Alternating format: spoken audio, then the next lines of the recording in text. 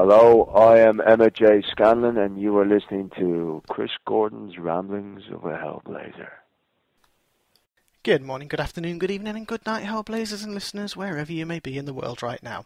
This is Chris Gordon on Ramblings of a Hellblazer. Thank you very much for joining. I am more than grateful for your support, your continued support, and for listening to me today.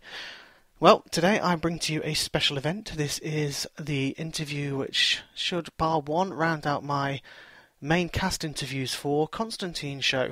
This gentleman has also been in several other things, most recently, most notably in Beowulf, and also in The Fall alongside Gillian Anderson.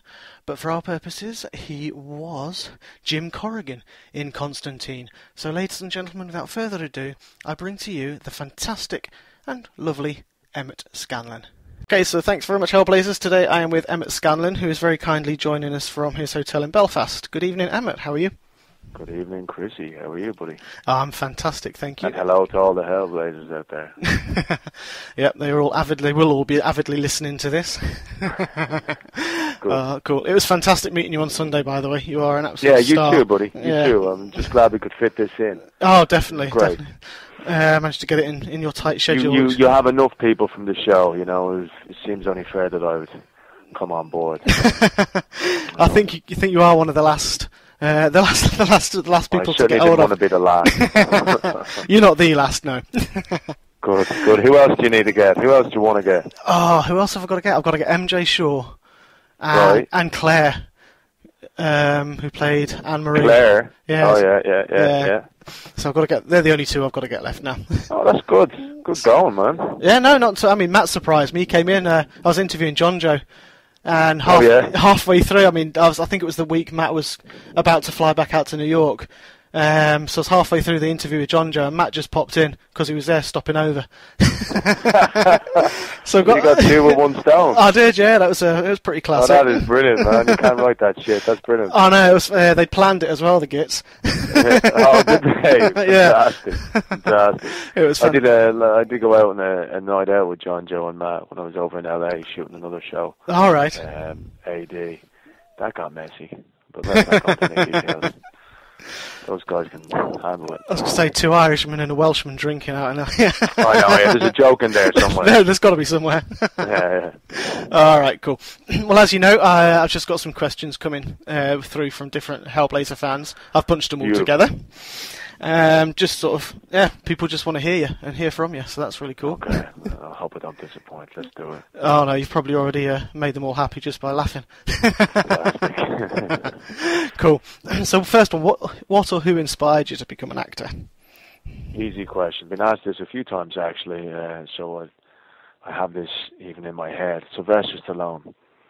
Cool. Easily. Sylvester Stallone, ever since watching Rocky when I was a kid. Still my all-time favourite movie of all time. I remember shadowboxing behind the sofa, music blaring. Must have seen that movie about fucking 50 times. I wanted to be Rocky, you know, to be a hero. On reflection, of course, I just wanted to do what Stallone was doing, you know. I wanted to act. I mean, what a cool job it is to make some kid on the other side of the world who you will probably never meet dream big, you know. I mean, that's the invisible stuff from which things are made, and that's the reason why I got into this job easily. So Stallone, I know he's a massive fan as well. Oh, right, brilliant. I'm a fellow Hellblazer fan. I don't actually. If you're listening to this, you know, look me up. Let's do a movie together. Easily. That guy's brilliant. Fantastic. He is awesome. I actually met, I was over in LA doing a movie recently, and I was in Gold's Gym, right, which is Schwarzenegger's local haunt. I met him, Schwarzenegger there. Oh, I saw it on your Instagram. It was unreal. I mean, that guy's got his own genre, really. And I don't usually interrupt anybody, but the minute I saw him, I just couldn't help it. I said, mate, can we get a picture? I was wearing a Rocky t-shirt when I was doing it, which is the equivalent to wearing a Celtic top at a Rangers game. Really, I think. but he was cool. He was awesome. Oh, that's brilliant. I did see that on your Instagram a while back. I was like, oh, wow. Oh, man, it's one of those moments. And he was such a gentleman as well. Oh, God, yeah. That'd be absolutely fantastic. I remember hearing about some fans as well with Stallone. They went to was it the top of those steps where he ran up for Rocky, and he was actually filming the latest one, wasn't he? Yeah. And I think he was actually filming at the time, and they were just running up, doing like a little, you know, obviously like you do a photo shoot for Snapchat or whatever. And they got to the top, and Stallone was at the top. It was just like, Wow. That's brilliant. That's brilliant. Excellent.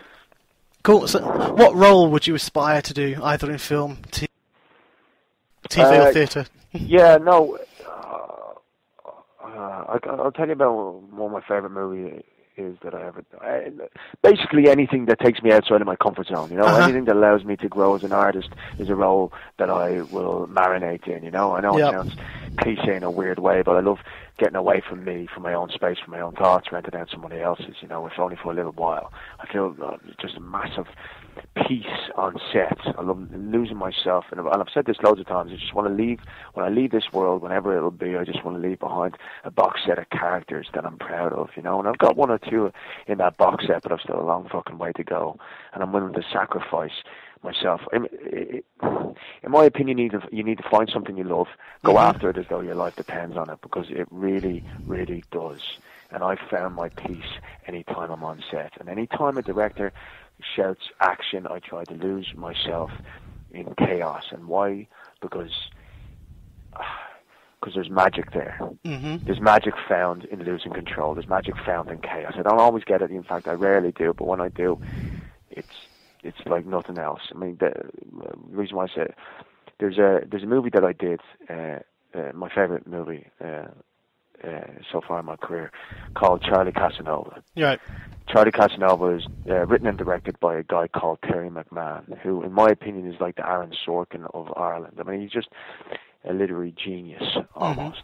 You know, Charlie Casanova. Charlie is a man about who makes all his decisions based on the draw of a card, kind of like the dice man, I guess, in a way. Okay. You know, ace to five, yes; 6 to 10, no. He asks a question that takes us out of our comfort zone. You know, he abdicates responsibility. His god is chance, and there's nothing he won't do. He's a complete sociopath. Now, I played that game a few weeks before we started filming. I mean, I'd walk around Dublin town at night with a deck of cards, asking strangers if they wanted to play a game with me. It was fucking insane when I think about it. I mean, the places I end up was just mental. Cool. But it got me to where I needed to go for the part, and I don't even remember shooting that film. All right. It was just. I mean, I look back at some photos of behind the scenes, and I think I remember shooting that film. Or else I've just made up memories based on those photos, because the alternative is too messed up to even think about. If you know what I mean? Yeah. But that was my favorite movie that I've done. I broke myself for that role. And it was the first time I ever won an award. It was the first time I was nominated for Rising Star and for IFTAs and stuff like that. And we cleaned up with that movie, and I'm very proud of it. Brilliant. But if I could do more roles like that, meaty roles like that, controversial roles like that, the type of Marmite roles, either love it or hate it, I can't think of anything worse than to be vanilla, to be bland, to be meh, and then someone to forget it. So those kind of roles, break myself. Fantastic. I waffled a lot there. That's fine. Carry on. No, that sounds great. You know, stretching yourself and putting yourself. That's where the magic is. You know, it's just outside of your comfort zone. You know, I mean, it's terrifying. It's terrifying, but I mean, if you get there and if you're given the opportunity, there is literally no high like it for me personally. Oh God, yeah, definitely. I've got to say, from a personal, I started wrestling 2 years ago, and I'm not. I mean, you saw me on Sunday. Yeah. But that would put me out. I liked it because, again, it was kind of that sort of same feeling. It was out of my comfort zone. I was going out in front of people. I was actually, did a couple of shows in front of people. And I was a manager, but they turned my character into a very camp, outgoing person. Right. Called the Fabulous Flash, and it was so out of my comfort zone. But do you know what? I went out there and I just nailed it. That entire crowd are fully behind me because, like you say, you just lose yourself, and I lost myself in that quickly. I went out there and I came back with such a high because I could hardly remember what I'd done. I had to get other people like my wife to tell me what I'd been saying, what I'd done, because it just went down, and it was so out. It's really the terrifying thought to do it, but then afterwards it just felt so right and so good. It's liberating. We have one, as far as we know, we've got one shot at this life. Let's make it worth. I mean, Oscar Wilde says most people, they just exist. Hardly anyone ever lives. That's a classic. And if you can live that life, I mean, that's a rarity out there. 3 words: dare to suck. Get out there and take some fucking risks. And, you know, I mean, but I'm also guilty of not doing that on occasion, but very rarely, because it's become less and less and less. You know, but the places that it has taken me, like yourself, with the wrestling, it's liberating, if there is such a thing. Oh, it is, definitely.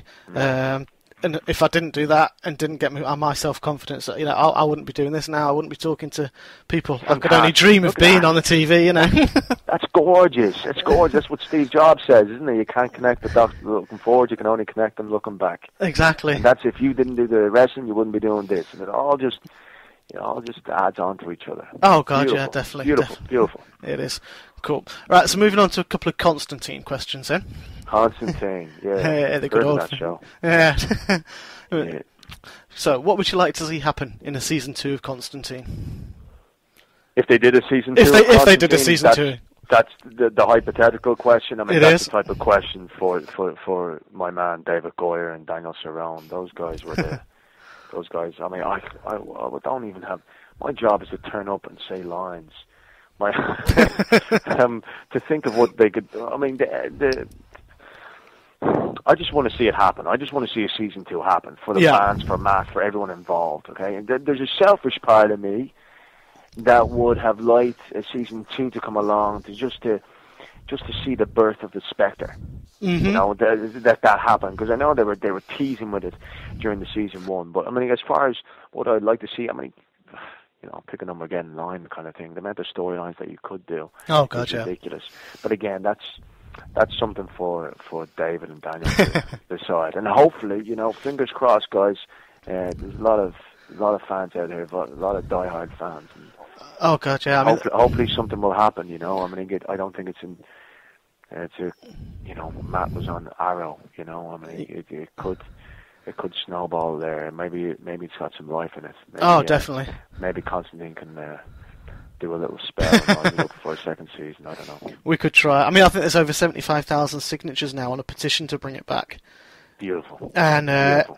there has actually been news come out today that the TV network TV Tibby has been in touch, and they're really interested. That's amazing. And they're trying to talk to Warner Brothers. I mean, I don't know how far it is. It was just obviously just rumor released today, but it's sort of been banded about. So yeah, I think there's very strong possibilities that it could. This thing ain't dying, man. And 75,000 signatures. Is that what you said? Yeah, I think it's over that now. Yeah, that's humbling. That is. I see that's how many people love the show, and I think you guys just had something so how many special. People signed it, man. Well, yeah, exactly. That's not many people saw it. That's how many people signed it with a passion that we want to bring it back. So you know, sharing it out and make sure as many people as we can get it signed. So beautiful. That's cool. Okay, so moving on then. You mentioned the Spectre. I'll jump to one of the other questions I've got. Oh God, go on. How much did you put any research into that aspect of the character in light of the fact that you might have been able to expand on it at all? You see, that's another tough one. I was given a lot of the comic books. I was even given some statues of the Spectre, and his outfit is quite revealing, isn't it? But at the time, I wasn't the Spectre. I was Jim Corrigan. Yeah.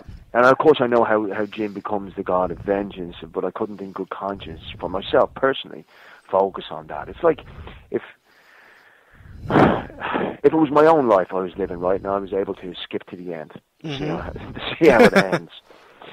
That's all very good, but everything that leads up to that point, after knowing how it ends, might be influenced by the idea of what I now know. Yeah. Does that make sense? It does, yeah. So the same goes for this. I didn't want to see how it ended. I didn't want to see the aftermath for that. Right then, I just wanted to focus in on Jim Corrigan and try and get that right. You know, I mean, I collected the Spectre comics in anticipation that it would come. Yeah. And I never got to read them because the show got put on ice. Mm-hmm. But I've kept them. Cool. And that, for me, because there's always hope. Oh, yeah. And that's not to say I won't read them at one point. But I'd like to save it like a good bottle of wine or champagne in the fridge. I'd like to save it for that special occasion. Then I'd crack open that comic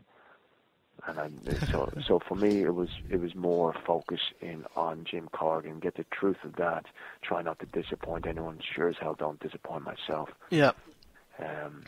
Because it's a scary job, acting. You know, acting is like I don't know who said it, but it's one of my favorite quotes. Is like acting is standing up naked and turning around very, very slowly.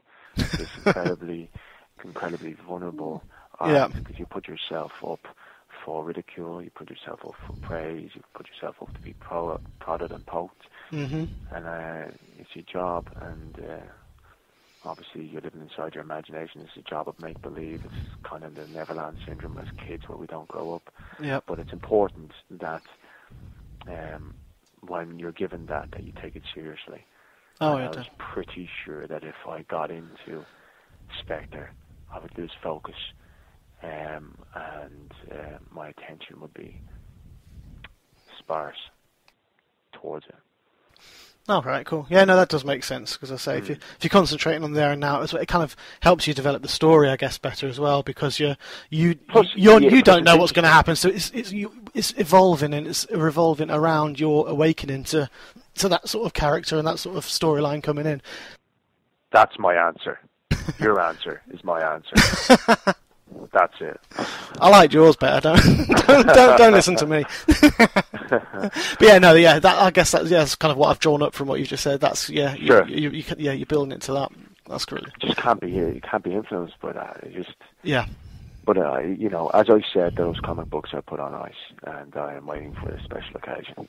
Fantastic. I'm sure it'll happen. Like I said, there's we hope. I'm touching wood here. The table permitting. Yeah. Oh yeah. Well, yeah, exactly. Yeah, that's true. Cool. So, what was your favourite Constantine scene? Although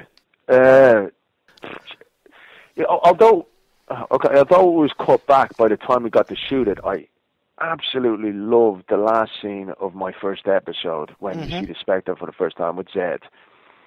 When she touches him, and then all of a sudden things just change. Yeah. I mean, that was my audition scene, actually. All right, cool. Which was only a formality, really, because Daniel and David knew me from testing for the character of Constantine. Yeah. With Matt, which I did in L.A., and those guys never forgot me. You know what? Fuck that. No, scrap that. Okay. You know where we were shooting the finale. Mm-hmm. Yeah, we're shooting the finale of the season when we found out we weren't being picked up for the back end. Right. All of a sudden, it made us all rethink the ending of the episode. If this was going to be the last of the series, what can we do now as fans as well to give this an extra bump? Myself and Matt sat down and we started spitballing what we'd love to see. We started spitballing with Daniel Cerrone and Cameron, the writer. He's a wonderful writer. Cool. About this idea where Constantine talks Jim into letting the criminal go, right? Constantine, right. Oh, yeah. That real justice would be to take justice into your own hands, vengeance, so to speak. Yep. Okay, it's almost like Constantine was allowing Jim to become the man the Spectre will eventually latch onto, if you know what I mean. So there was that, okay? And for Constantine himself, it was this huge character development, a real darkness that Matt played beautifully on the day, actually. Mm-hmm. And Daniel and Cameron just took this idea in their hearts and messed around with it and just made it infinitely better than what we could have possibly thought about. And then in the final cut, you see us, if memory serves me, and it's been a long fucking time, but if memory serves me correctly, in the final cut you see us both raise our guns, then you cut away and you hear a single gunshot. Yep. Is that right? So you don't know who pulled the trigger. No. I mean, so there's that as well. There's those questions. There's nothing I love more than shows that beg more questions than they give answers. Like one of my favorite shows right now as we speak is The Leftovers. I fucking love that show, man. It's just beautifully carved out. Yeah. And that's what I loved about the ending for this, and that, I guess my point is that collaboration, that comradeship, the egoless teamwork, that was a beautiful thing to witness, where we all just sat down, the actors, the execs, and the writers, and we just, we just came up with something that we thought would be, even in the face of a visible defeat, not getting picked up. All we wanted to do was to make the end of the show as giant a cliffhanger for fans as was possible. Fantastic. And I hope to God that's what came across. That was my favorite scene. The first one was my audition scene. I got a soft spot for that, but that was my favorite scene, that collaboration. Awesome. It's a very talked about scene because so many people just want to know. And I think some of the questions to me were to ask you was who pulled the trigger. Exactly, and that's what's beautiful about it, And And then just where you can sit down and have a coffee with your friend and start debating about it. That's what you want. Oh yeah, definitely. They're the type of shows that you just get just that blood rising up in your veins. It's just beautiful. Yeah. Oh, definitely. It does. It just a lot of questions about humanity and like you say, everything about that sort of raises so many questions. If Jim pulls that's a huge thing for his character. It's a huge thing for the development. If Constantine pulled that trigger, that's a huge thing. Oh yeah. Either way, I mean, it was a fascinating conundrum. Cool. Excellent. It's really good to hear that it was changed to that as well with your collaboration of how you can make it stand out. Yeah. And it was one of those things, I mean, Matt's great. Matt held on his shoulders, that show on his shoulders, It's a massive responsibility. And the writers that came on were great, and the directors that I worked with were fantastic. And Daniel and David, just one. I mean, you couldn't really ask for better people. And there was no egos. Yeah, there was nothing there. It was just a bunch of fans who love comic books trying to make the best show that they could. Mm-hmm. And that was it. There were fans making a show. Yeah. For fans. It is. You do get that, as I say, and very much so from the fans' perspective watching. You can tell there's something so special about the unity of the cast, and obviously the crew as well, for the writers as well. Within that whole thing, it was just a very, very special show, which is why I think it's garnered so much support. And for myself, from talking to everyone who's involved with it, everyone has said the same thing, and I've not come across one person yet who's said anything otherwise. Even through that's great, man. That's awesome to hear. Yeah, even like Dave Bass and stuff. Every single one of you, you're all so passionate about that show, and about the actual camaraderie and like you say, egoless filming. It was brilliant to hear. It does come across really well. Fantastic. I was going to ask you what it was like to kiss Angie, because you were the envy of many male Hellblazer fans. You were the yeah, nice. I can imagine she's a very lovely lady. Cool. So what was the most difficult scene for you to film? Piece of Piss. That was my first ever scene. Okay. First ever scene was not because it was challenging acting wise. Any new character is, but because it was my first American show on a huge set. Huge production, right. For an iconic comic book series, doing an iconic character that has never been played before in a southern accent. So I drive up to Constantine in my car at a hop out. You remember, I drive up into my car, hop out. And the humidity of Atlanta, oh my God, it's like walking through a sauna. I arrest Constantine, and I take him away. That was my first scene that I shot in the series, and John Badham was directing, and he directed like Hardway, one of my favorite movies with James Woods and Michael J. Fox. I don't know if you've ever seen it. If you haven't, go just watch it. It was great. And Saturday Night Fever, John Travolta and stuff like this. Guy's done some really, really top movies, so I was a fan of his anyways. Yeah. I was so far out of my comfort zone. I was just waiting for John to shout, fucking cut, who the fuck is this guy? But he didn't. Once I got that scene under my belt, though, you couldn't drag me off set. But awesome. At the time, and that's what we were talking about, Chrissy. That's stepping outside your comfort zone. Yeah. And you can adrenaline fall rush flat in your face, and it can fail dramatically. But if you get it right, then the music is beautiful, man. Yeah. Fantastic. Well, you did get it right, because it worked so well. Appreciate that, man. No worries. Okay, the last Constantine one I've got for you is: Were you able to keep? it. Were you able to? I've got more, but this was the last Constantine one. Were you able to keep any items from Constantine's set that you can actually speak about in now without getting done? Without getting arrested? Yeah.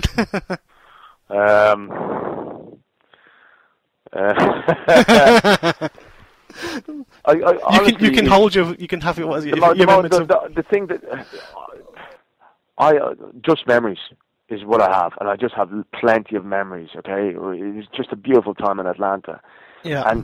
But there's a lesson to be learned here, because all I took away with me was memories, and the lesson here is this: never take anything for granted. Live in the present, and rob props just in case there's no season 2. Yeah. That's what I should have done. But I assumed that we might come back. So, on hindsight, I would have taken some stuff. But all I got is memories. And that stuff will last forever. Yeah. Or at least as long as the whiskey lasts. Yeah, well, I say memories are an important thing to have with you anyway. Yes, mate, yes. Yeah. Not as good as prop. Or whiskey, actually. Or whiskey, yeah, true. Right, okie dokie. So, moving on now as well. You've just finished filming Beowulf, I believe. Yeah. Yeah. So that's a story from my childhood. I remember reading it in my primary school. And Seamus Heaney poem or the actual story itself? I believe it was the story, because we had to read it in primary school, the full story. And it's been... God, I turned 40 on Saturday, so it's been like 30 years since I've read that. Wow.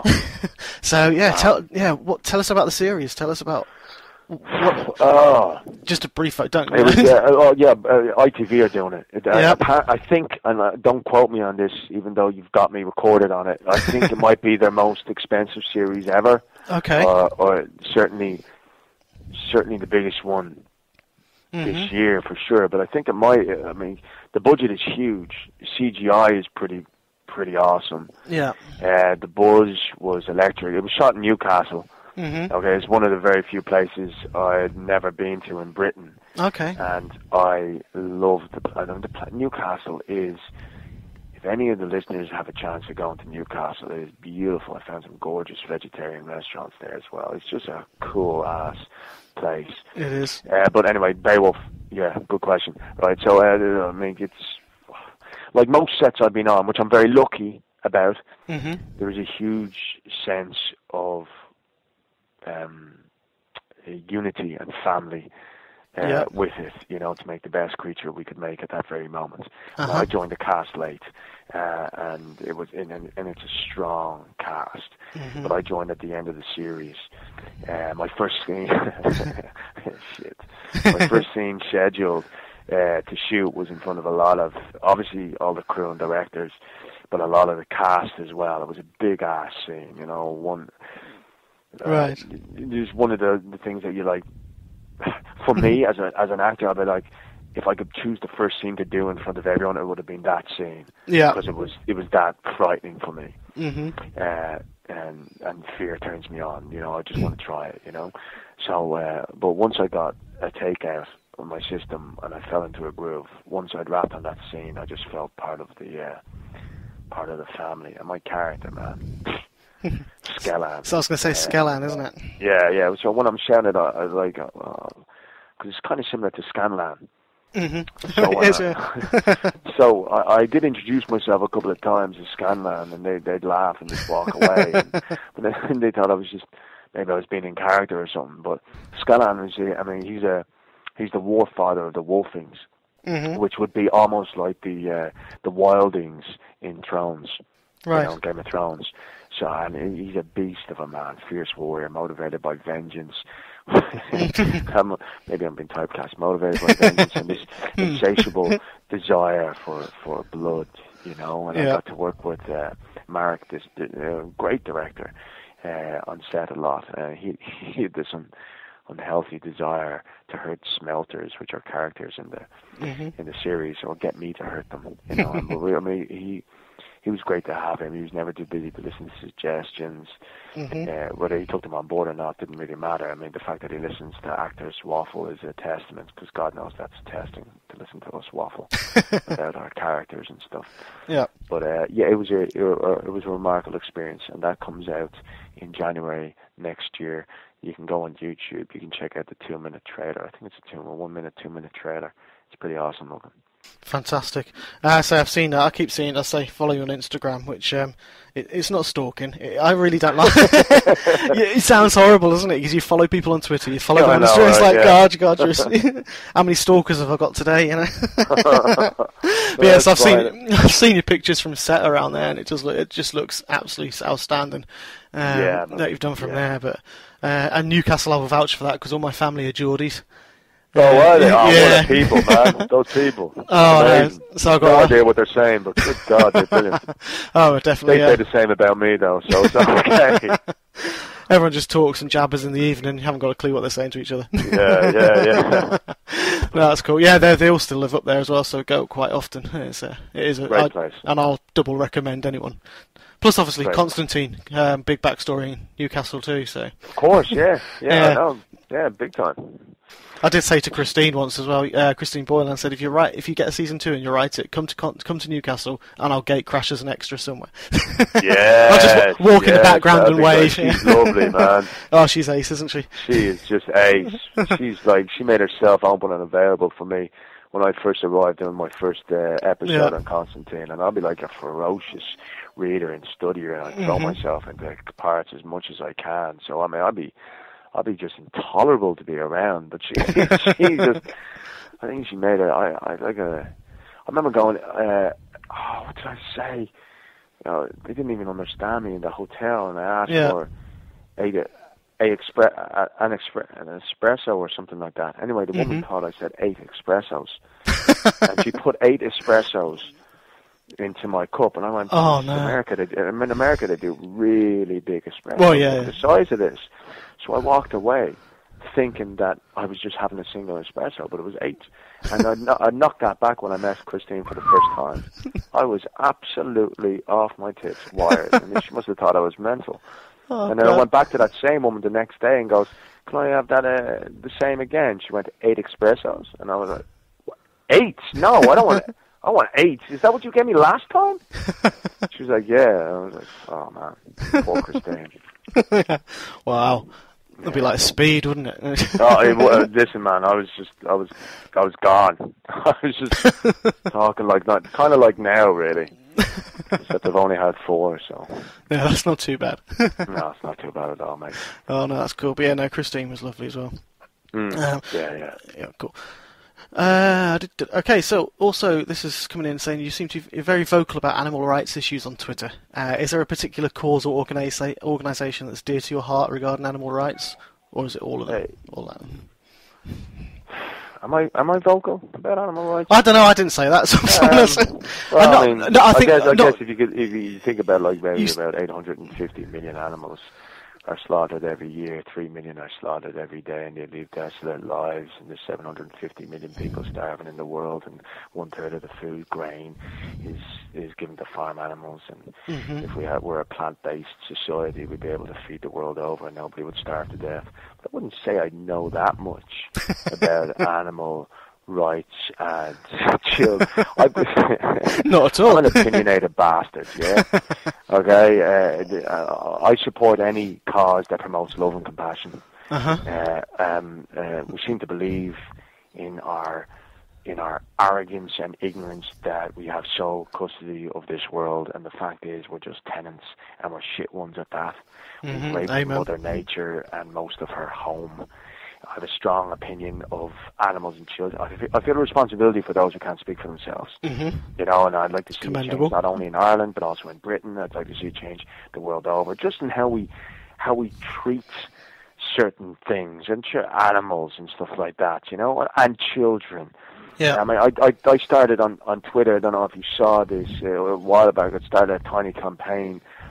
I'd get well-known friends of mine to hold up subtle banners saying "Fuck you, SeaWorld," promoting I and remember raising that, yeah. awareness. Yeah, of the. I don't know if you've seen Blackfish, the documentary. Yeah, I have. Yeah. It's an amazing documentary, and single-handedly, destroyed SeaWorld's reputation and the lives that it spills.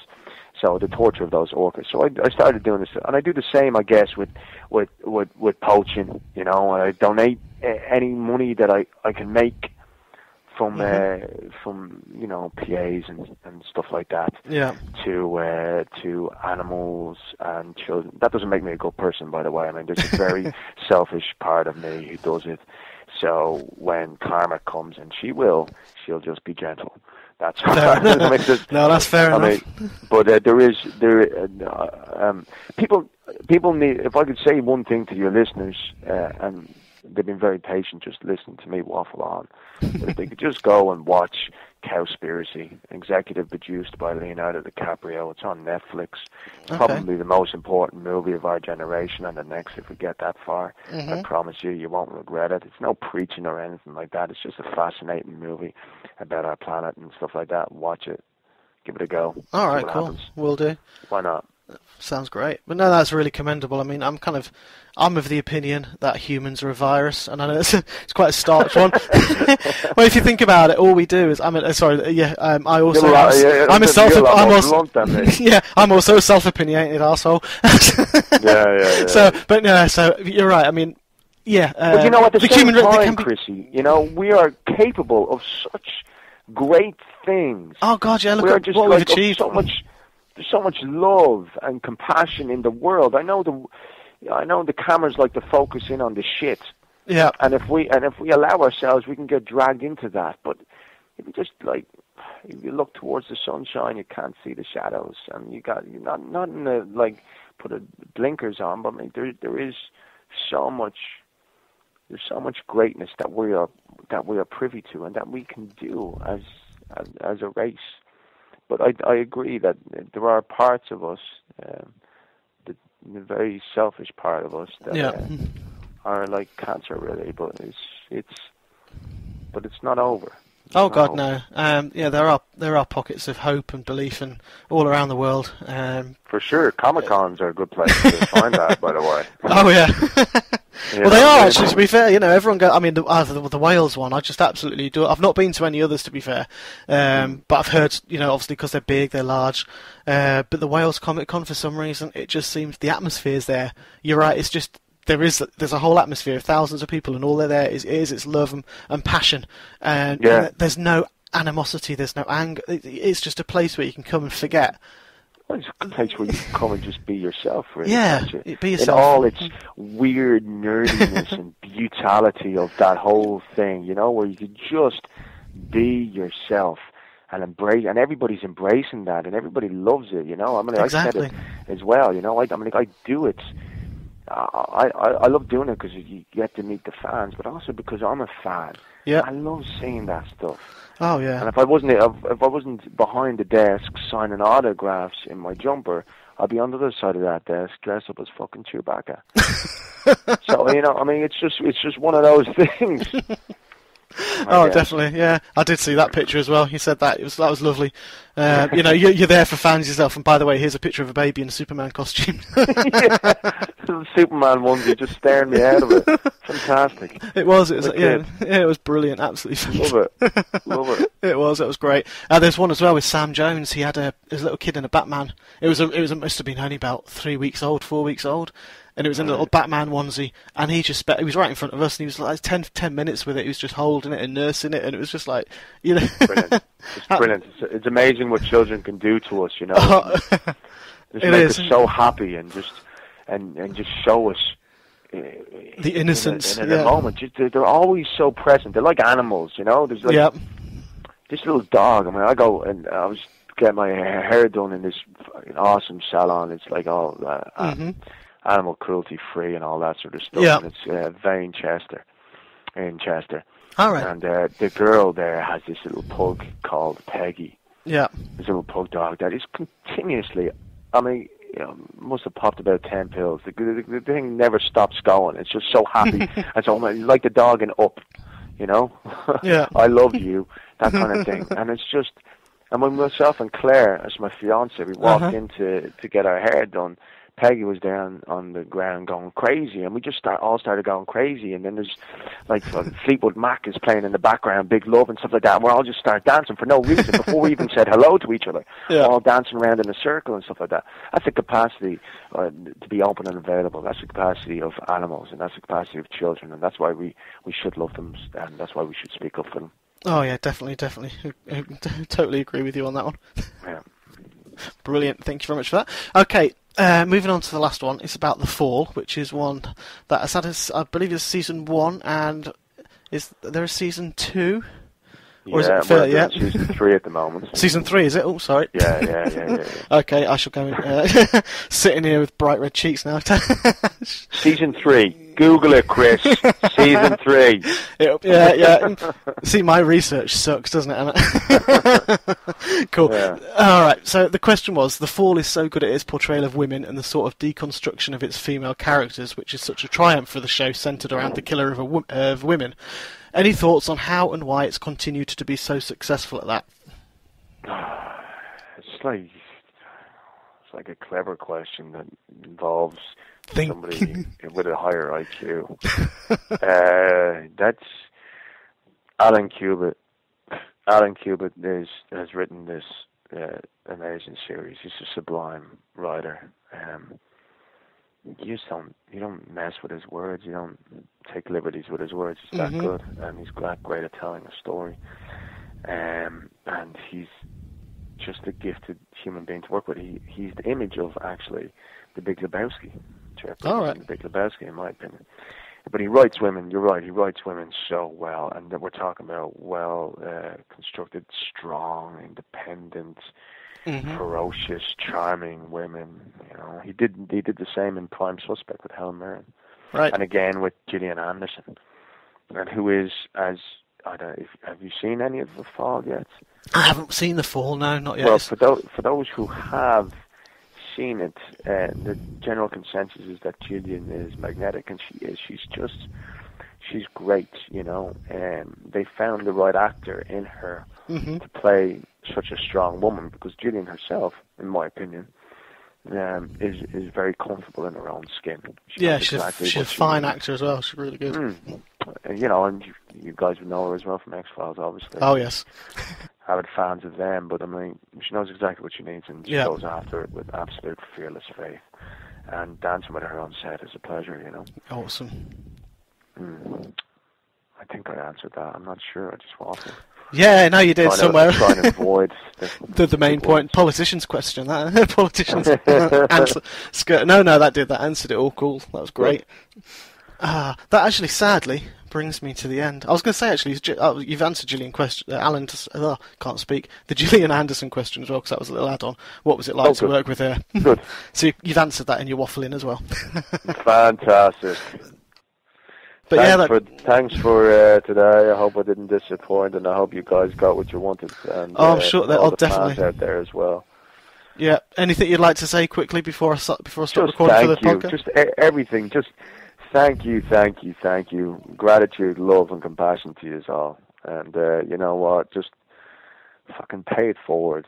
And be good. And watch Cowspiracy. It's a fascinating movie. We will, definitely. So, pay it forward. Something I'm trying to live by as well at the moment. It's yes, buddy. Yeah, definitely. It's a way of life. It's a good way to be. It's a great way to be. Cool. Absolutely. Well, thank you very much, Emmett. I shall sign off for the recording for the podcast now. Okay. Thank you very much. Well, what a fantastic interview again. Thank you very much, Emmett, for your time. They're absolutely so much appreciated. I hope everybody's enjoyed that as much as I enjoyed providing it for you. Thank you very much again for listening to Ramblings of a Hellblazer. This is Chris Gordon signing out from an interview with Emmett Scanlan. Thank you.